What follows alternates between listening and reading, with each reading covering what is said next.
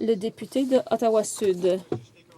Merci, Monsieur le Président. Je suis ravie de vous parler aujourd'hui du projet de loi C-26. Souvent, Monsieur le Président, on dit qu'une société juste l'est dans la façon dont elle traite ses citoyens les plus vulnérables. Parmi les plus vulnérables, parmi ceux qui ne peuvent pas s'exprimer ou se défendre eux-mêmes, il y a les enfants. Le Parti libéral tient fermement à protéger les enfants et adopter des mesures concrètes destinées à éviter des infractions de nature sexuelle contre les enfants et à imposer des peines lourdes contre ceux qui commettent des crimes aussi graves. Malheureusement, Monsieur le Président, le projet de loi C-26 ne fait rien pour la prévention des infractions de nature sexuelle contre les enfants et ne prend aucune mesure pour assurer le traitement et la réinsertion des délinquants sexuels. Trop souvent, on dit que l'opposition est trop indulgente par rapport aux criminels. En réalité, ce que nous disons, c'est qu'il faut être intelligent pour lutter contre la criminalité. Malheureusement, le projet de loi C-26 n'est pas bien intelligent. En fait, en augmentant les peines minimales obligatoires, le projet de loi réduit la discrétion des magistrats et peut donner lieu à des contestations judiciaires. Comme parlementaires, nous devons nous assurer que les lois que nous adoptons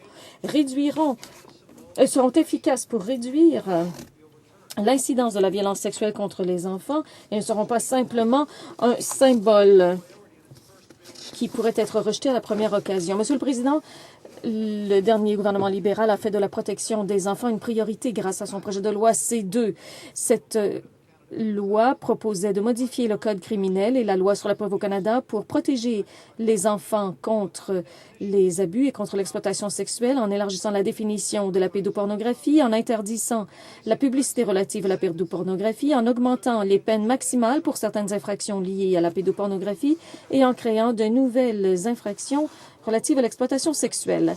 En outre, le gouvernement libéral voulait, par son projet de loi, faciliter le témoignage des victimes qui sont des enfants et d'autres témoins avec des moyens qui facilitent le témoignage comme des écrans, la télévision circuit fermé, des conseillers ou des gens pour appuyer les témoins.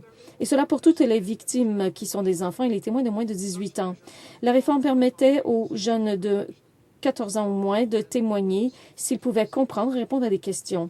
Ces mesures sont bien plus concrètes pour assurer la protection des enfants vulnérables que le projet de loi C-26.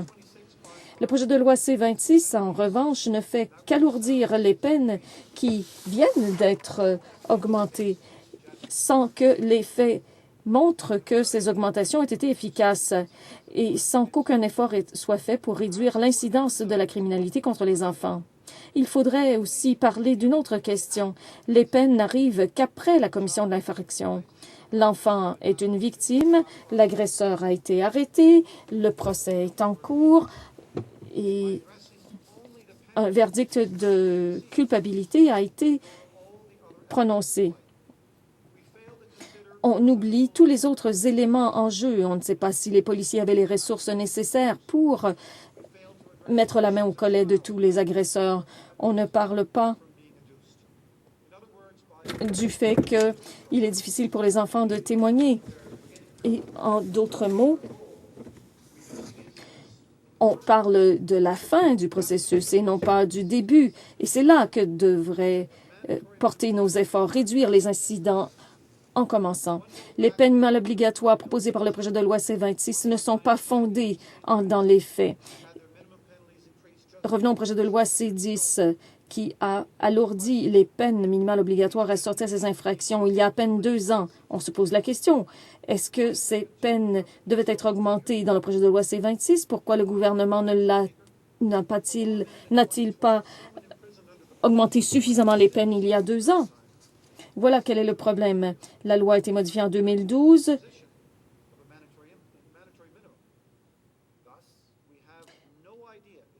Quelqu'un qui a été condamné en vertu des dispositions de 2012 serait toujours en prison. Nous ne savons pas si les changements apportés par le projet de loi C-10 ont été suffisants.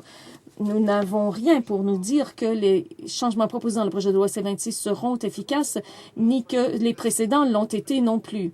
Les libéraux s'opposent aux peines minimales obligatoires en principe et dans leur politique. Les faits montrent que les PMO ne sont pas efficaces, n'ont pas un effet dissuasif et créent plus de problèmes qu'elles n'en règlent.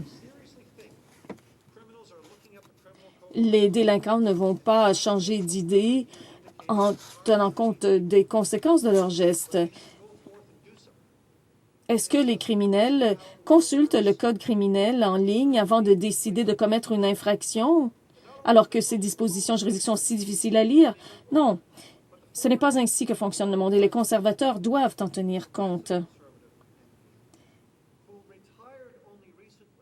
Un ancien député progressiste conservateur qui a travaillé au ministère de la Justice en 1990 a dit, lorsqu'il s'en allait, que la politique était fondée sur la peur